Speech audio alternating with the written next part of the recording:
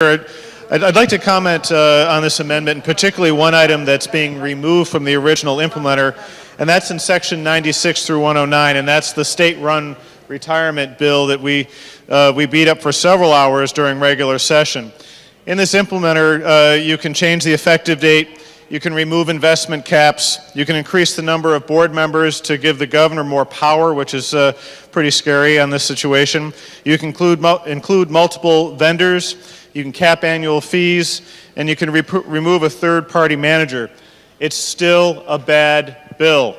You're giving the state of Connecticut the opportunity to run another business that competes against businesses here in the state of Connecticut.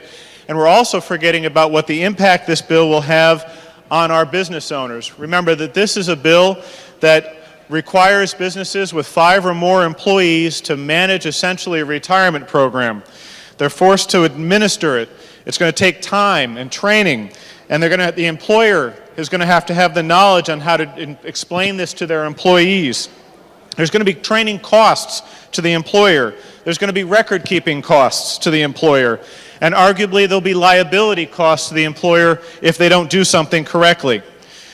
It's going to create a payroll cost, because if these employers are going to ask their payroll services to manage that for them. The payroll companies are not going to do it for free. I believe that this bill relies on our lower income employees, arguably the $10 an hour people. And if those people are working 40 hours a week and paying 3%, they're only going to be contributing $12 a week, or $48 a month, or $642 a year.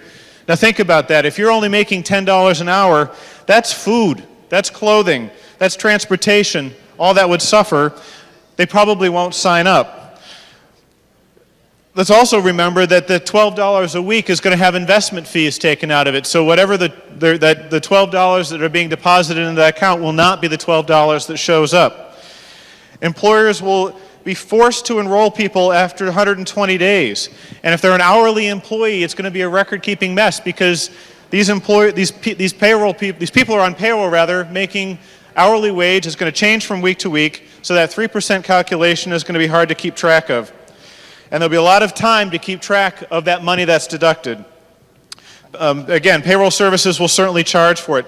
There's going to be expenses to the state of Connecticut. It creates a quasi-public agency. There's going to be a cost to that. I think as the bill originally said, it's initially funded by the state.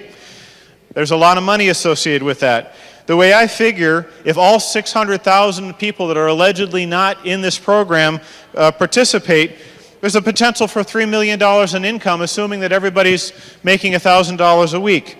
But I guarantee you not all 600,000 people are going to participate. Ladies and gentlemen, I cannot emphasize more. The state of Connecticut should not ever be in a business that competes with business in the state of Connecticut. And the fact that we're pulling this entity out of this implementer is a really good thing, and this amendment should pass. Thank you.